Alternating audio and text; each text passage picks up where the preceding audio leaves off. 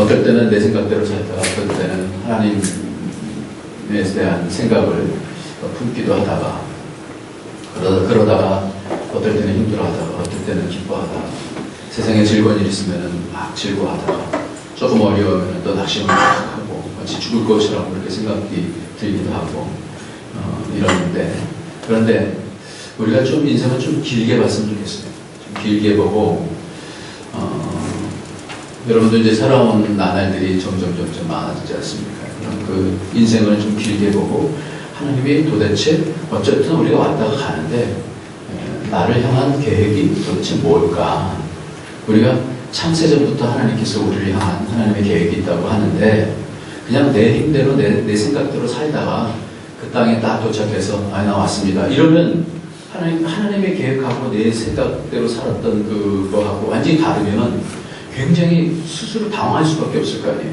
하나님의 뜻이 이거였었어요?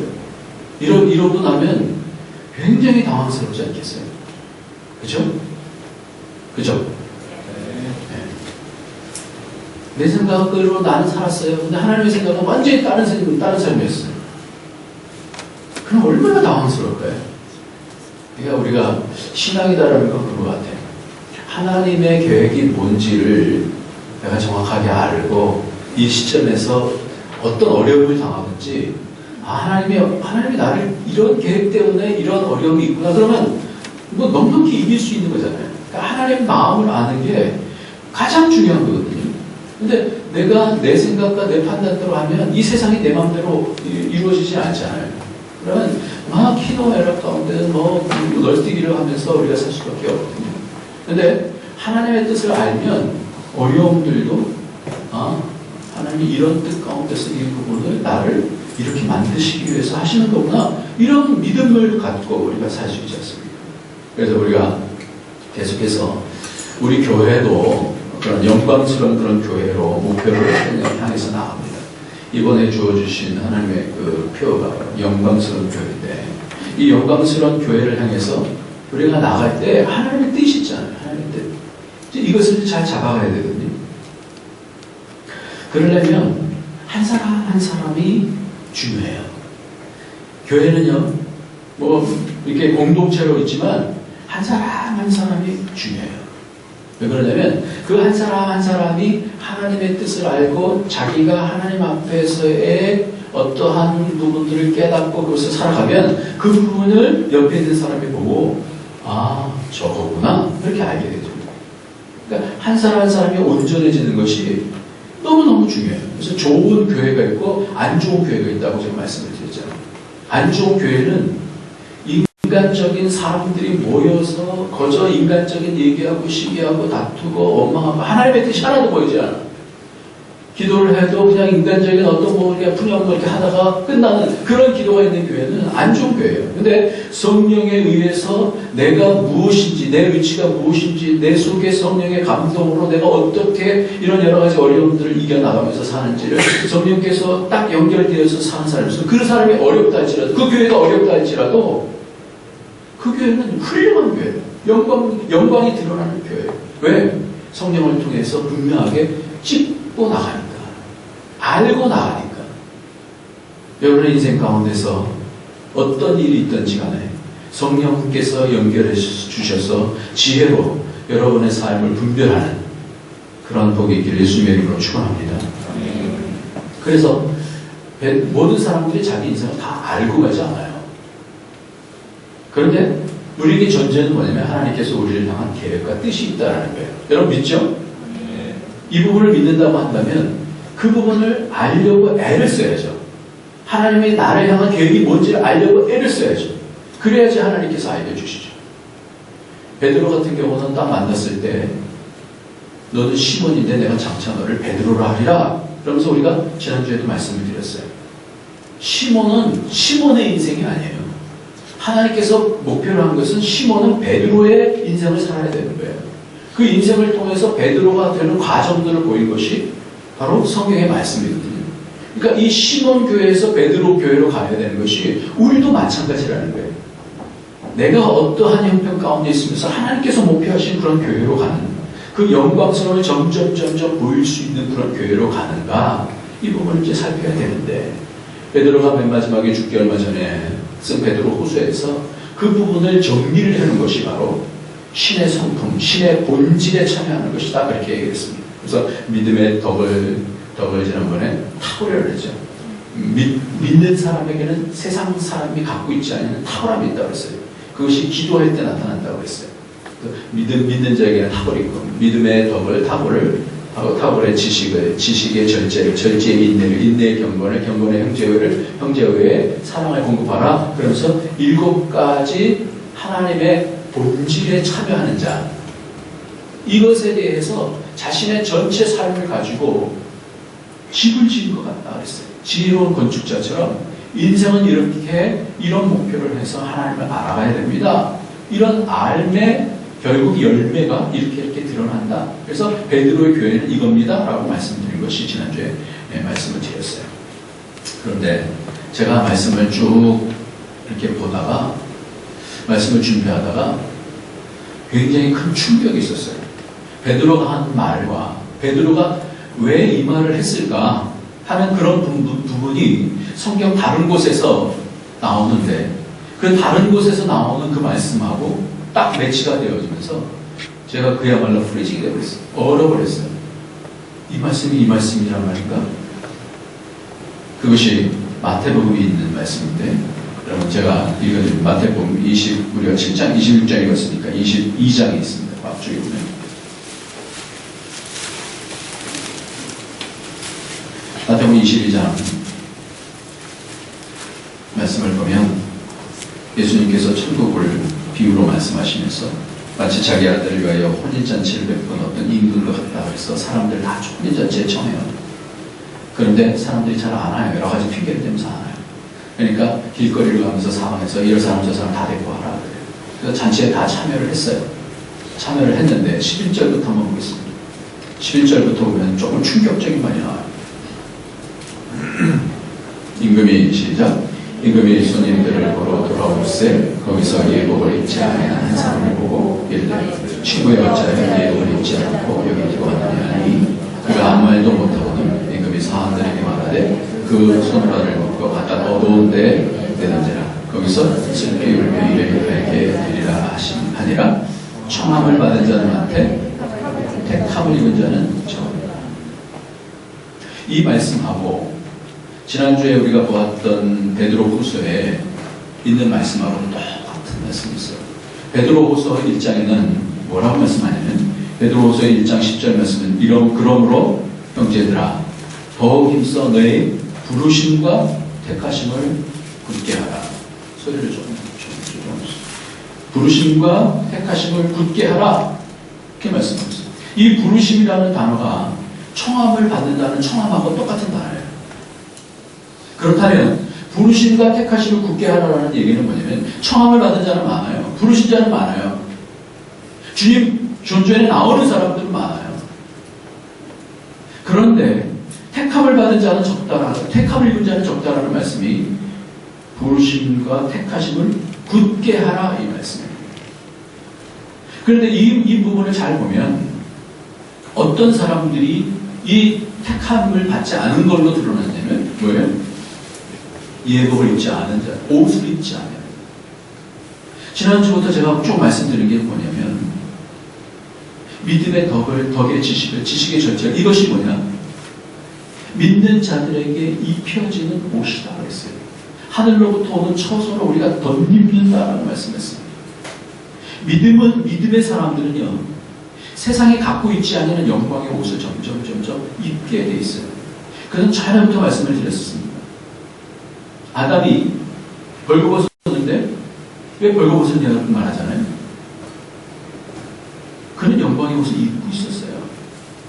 예수님께서 십자가에서 달려서 돌아가셔서 부활하신 다음에 옷을 다 벗었어요. 벗은 상태에서 샘포를 다 개키고 나와서 나왔는데 예수님 벌거벗지 않았어요.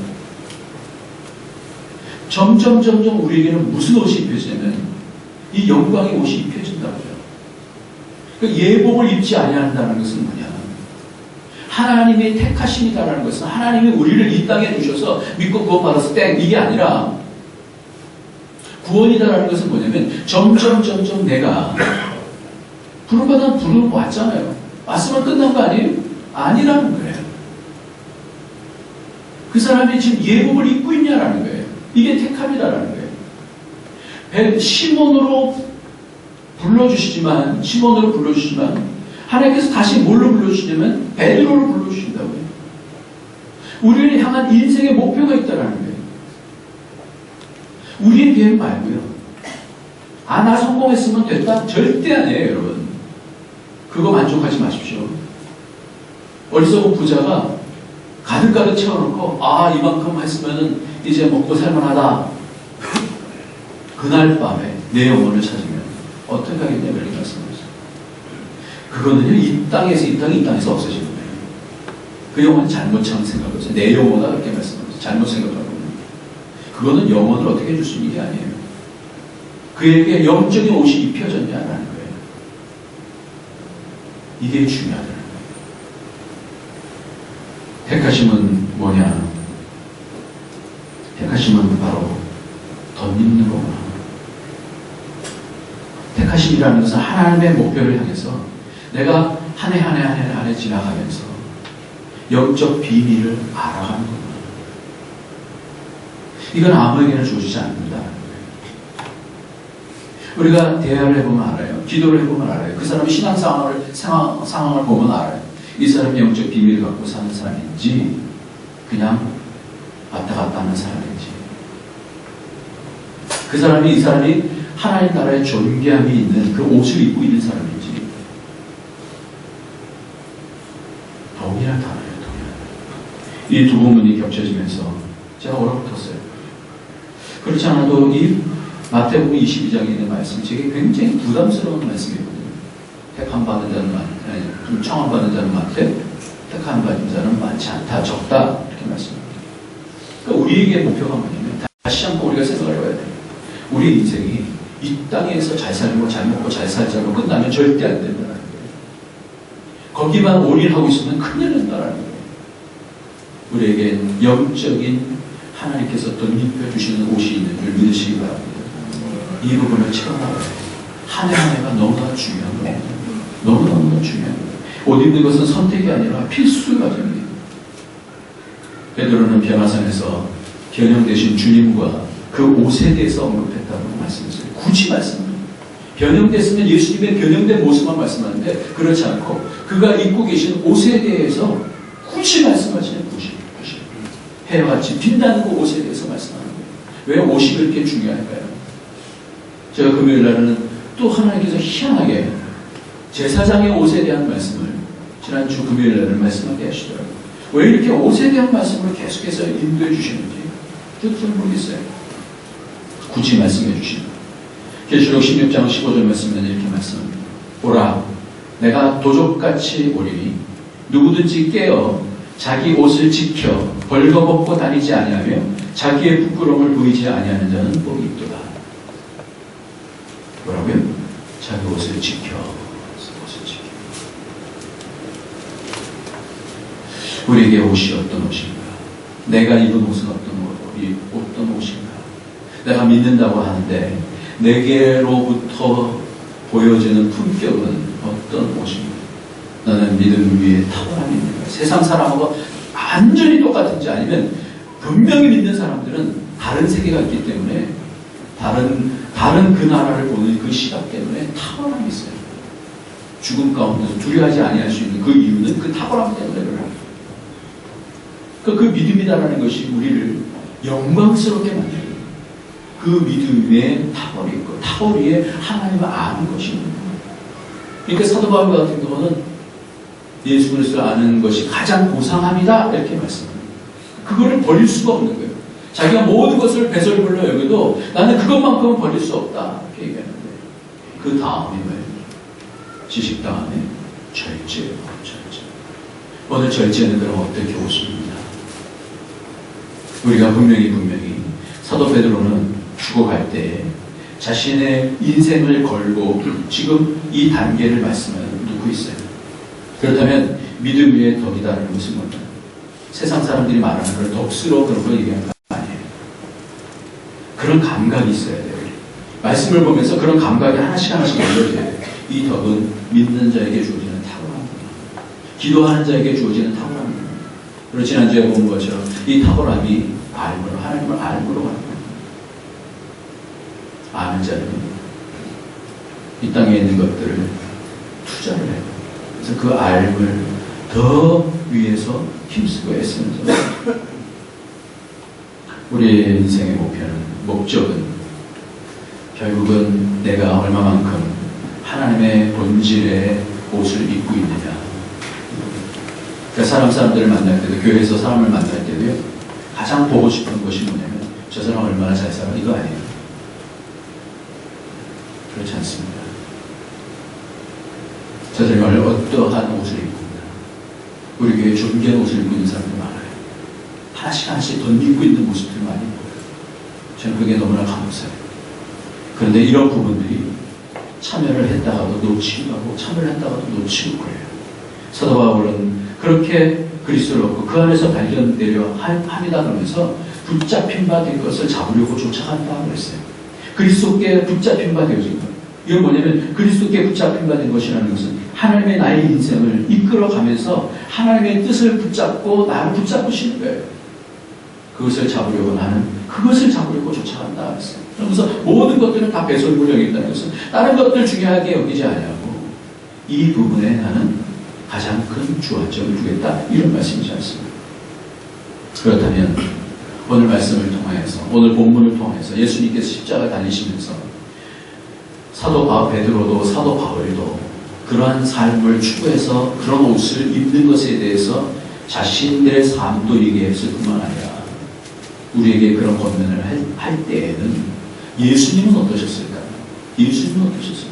예수님이 인간의 몸을 입으시고 이 땅에 오셔서 그냥 나 믿었으니까 됐어, 안심하라, 이렇게만 했을까요? 아니에요. 인간으로 오셔서 인간이 어떻게 살아야 되는지를 가르쳐 주시는 거예요. 그 법이 뭘까요?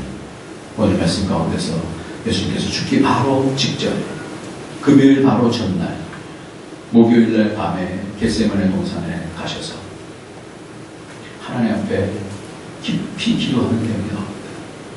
그러고 나서 잡히셔서 그 새벽부터, 금요일날 새벽부터 고난받으시기 시작하셔서 오후에 숨을 거두시게 되어지는데, 죽음 바로 앞서서 하나님 앞에 뭘 얘기하십니까? 예수님께서 우리에게 보여주시고자 하시는 그 삶은 뭐였을까? 그 부분의 맨 마지막에 3번 기도를 하는 것입니다. 그게 뭐냐면, 내 아버지여 만일 할만하시거든 이 잔을 내게서 지나가게 하옵소서. 그러나 나의 원대로 마옵시고 아버지 원대로 하옵소서. 또 말씀하셔요. 그리고는 44절 말씀에는 또 그들을 두시고 나아가 3번째 같은 말씀으로 기도하시는 거였어요. 왜 이렇게 3번 이렇게 말씀하셨다라고 왜 얘기를 할까요? 내 원대로 마옵시고 아버지 원대로. 제가 처음에 묵도할 때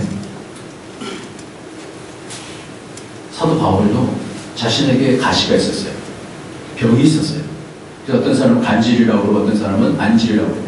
복음을 전하는데 눈에서 진물이 줄줄줄 나오나 안질이든지, 아니면 어떤 복음을 전하다가 벌렁 들어 누워서 입에 거품을 물고, 이게 덕이 안 돼 보이잖아요. 세상 사람들한테 복음을 전하는데 그러면 안 되잖아요.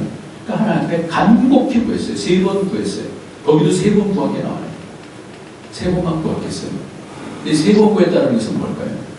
간절하게 하나님께 구했어요. 근데 주시는 말씀은 내 은혜가 내게 족하다. 네가 약한 데서 강해진다. 이렇게 말씀하니까 그것을 기뻐했다라고 이렇게 말씀해요. 그것이 고린도후서 12장에 나오는 말씀입니다. 근데 예수님께서는 동일한 기도를 하십니다. 기도를 하시면서 내 원대로 마옵시고 아버지 원대로 되기를 원하나이다. 이게 뭘까요?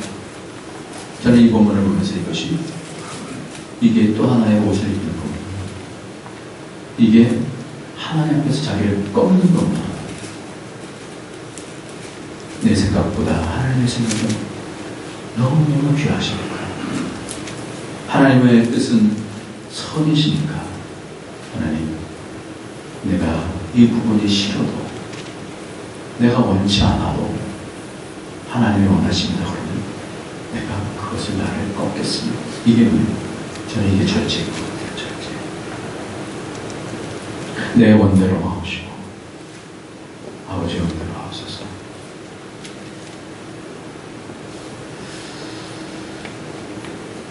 그 간격이 예수님께서 십자가에 이번 주간이 고난주간인데 저는 이 말씀을 묵상하면서 그 처절함 가운데 모든 인류의 죄를 다 담아서 가장 이 땅에서 수치를 당하는 그 십자가에서 죽으시게 되어지는 이 기도가 무슨 기도였어요? 하나님께 감동합니다. 아버지, 만약 할만 아버지 자식을 이 자를 내게서 지나가게 하소서. 나의 원대로 마옵시고 아버지의 원대로 되게. 이것을, 이 기도를 들으시는 그 하나님, 아버지가 지금 뭐 하는 거예요? 거절하시는 거예요. 거절. 여러분들 기도할 때 거절당하신 적이 많으십니까? 왜 내 기도는 하나님께서 안 들어주시고 그럴 때 있습니까? 하나님이 지금 바울에게도 거절하시고 예수님에게도 거절하시는데 전 그 거절하시는 그 장면을 생각하면서 얼마나 마음속에 눈물이 나오는 거겠어요. 아버지,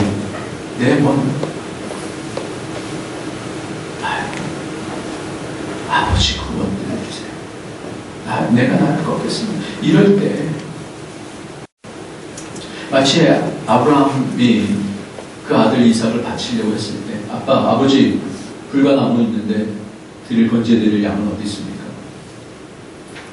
하나님이 하십니다. 손 내밀어.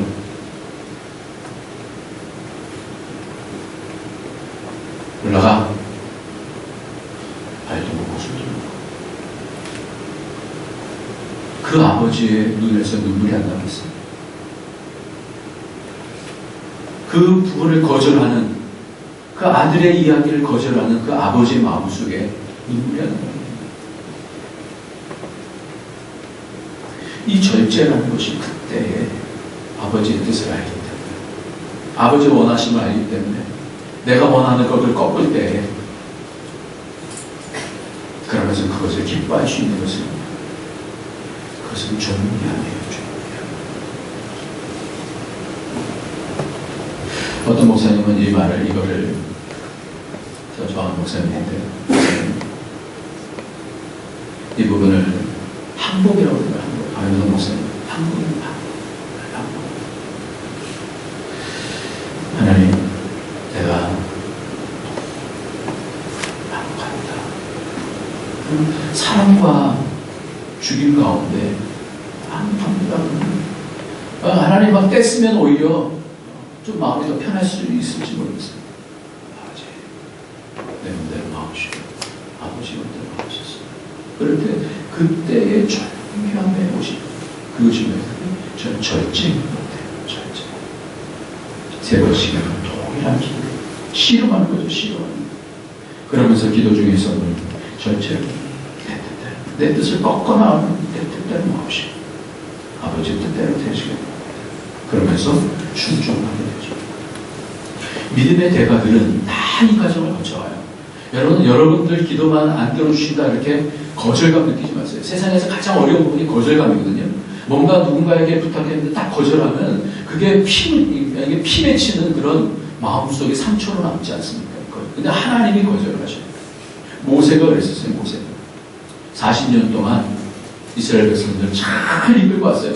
잘 이끌고 왔어요. 그래서 맨 마지막에 느보산에서 하나님께 구했어요. 하나님, 나로 저 가나안 땅에 들어가게 해주세요. 하나님 뭐라고 그러세요? 이제 그만해준다. 이제 그만해라. 그랬을 때 어땠을까요, 모세가?